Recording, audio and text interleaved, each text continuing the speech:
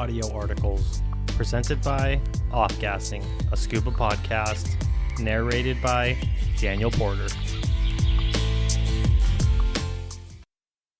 Trip Report 2025, April 1st through April 7th on the Palau Siren. Written by Xiangfei Kong. 2 years ago, during my first live-aboard trip to the Sea of Cortez, a group of fellow Californian divers shared stories about their favorite diving experience, a trip aboard the Palau Siren. Since then, it has been at the top of my bucket list. This year, we finally decided to take the plunge and booked a week-long trip for April of 2025. The trip to Palau is long and exhausting, involving a 4-segment flight, from Austin to LA, to Narita, Japan, to Guam, and finally to Koror. It took us a grueling 28 hours to finally reach our destination. We arrived in Koror at around 1 a.m. on March 31st, where we stayed at the Palau Central Hotel for 2 nights before boarding the renowned Master Palau Siren. One unique non-diving experience we had was a flight with Smile Air. The B course, a 40-minute scenic flight, cost around $200 per person, but was absolutely worth it. The flight gave us stunning aerial views of the Rock Islands, Blue Corner, German Channel, and other dive sites, offering a fantastic preview of what lay ahead. On April 1st, we were greeted by the friendly crew who took us aboard. It turned out the Palau Siren was mostly booked by an Australian dive shop, with only my wife and I as the solo travelers. The atmosphere was still warm and welcoming, and the vibe was great right from the start. The Palau Siren is an Indonesian wooden sailboat that accommodates 16 guests. While it isn't as luxurious as the scuba spa liveaboard we experienced in the Maldives, the cabins are cozy, and I was pleasantly surprised by the spaciousness of the diving deck and camera tables. 2 skiffs were used to transport the divers from the Siren to the actual dive sites. Our group was divided into 3 smaller dive groups, 2 groups of 6 and 1 group of 4. We were fortunate enough to be placed in the camera group, which was the group of 4 divers. The crew was incredibly helpful, carrying our gear to and from the skiffs, which made everything nearly effortless for us. Day 1. A taste of Palau's diving. On April 2nd, we started our diving adventure in the Oolong area, anchoring there for the day. Our first dive was at Sandbar, which was a gentle checkout dive with a sandy bottom and no current. The second dive took us to Sia's Corner, which was a nice wall dive. Although the guide had warned us about a potential strong current and the need for a reef hook, we encountered only mild currents and enjoyed a relaxing swim. Our final dive of the day was at Oolong, a beautiful drift dive where we saw several black-tip sharks and unique lettuce corals. Unfortunately, at the time of this dive it was getting dark, so I wasn't able to capture the corals in the best lighting. Day 2. More diving and relaxing. The next morning, we dove Oolong again, and this time the current was more favorable. We had great views of sharks, but the outgoing tide meant we missed the lettuce corals.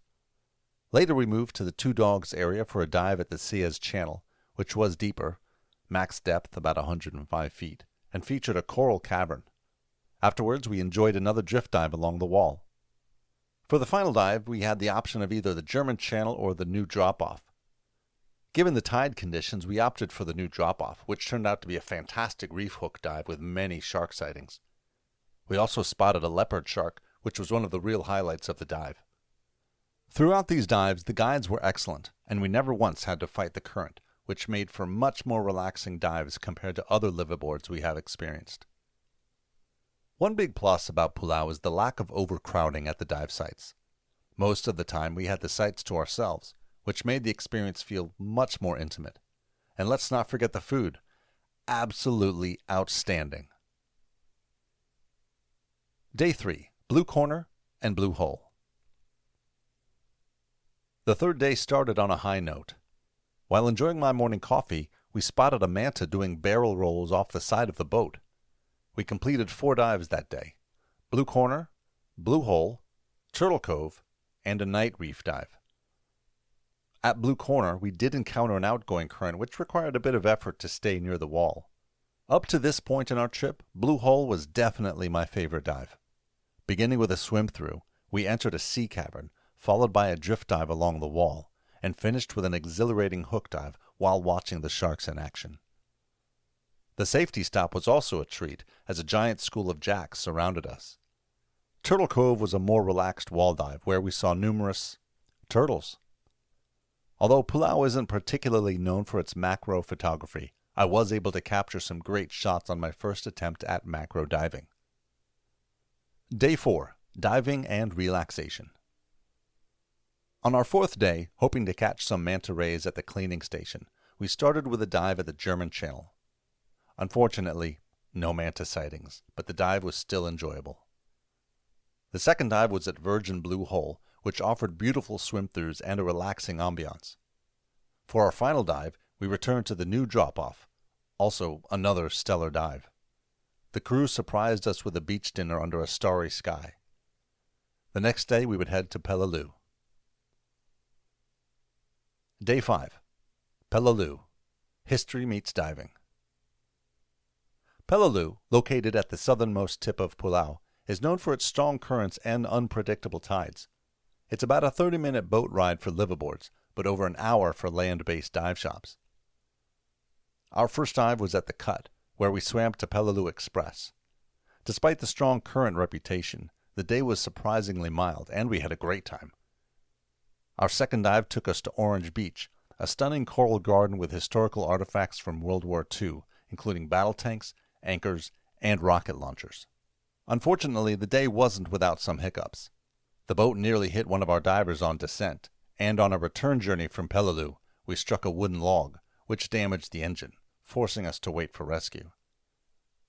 The crew handled the situation professionally, acknowledging the issues and letting the captain go the same day. They even rented another skiff for the next day's diving. For the third dive, my wife and I chose to take a much-needed rest and skip the dive at Blue Corner. Day 6. Wrapping up with memorable dives. On our last day of diving, we had the outgoing tide again, which would have meant poor visibility during our dive at Oolong. So instead, we opted for a fantastic dive at Sia's Corner with crystal clear visibility and abundant marine life. The only minor annoyance was that we ran into a large dive group from another liveaboard, and their dive masters led the group, instead of staying within the atoll, into the blue to chase sharks, which scared away all the fish. The second dive was at Iro Wreck, a beautiful wreck with great swim-throughs. To end the trip, we dove the Chandelier Cave, which was a pristine cavern system that reminded me of the cenotes in Yucatan, with gorgeous stalactites and 3 air chambers for divers to surface and admire the ceilings. Conclusion. A truly unforgettable experience. This concludes our liveaboard trip with Palau Siren. It was undoubtedly the best liveaboard, or perhaps the best recreational diving experience I've had. The crew was exceptional, and we made lasting friendships along the way. In fact, we're already planning a Philippine Siren liveaboard trip to Tubataha in 2027. The Palau Siren has set a new standard for diving experiences, and I can't wait for the next adventure.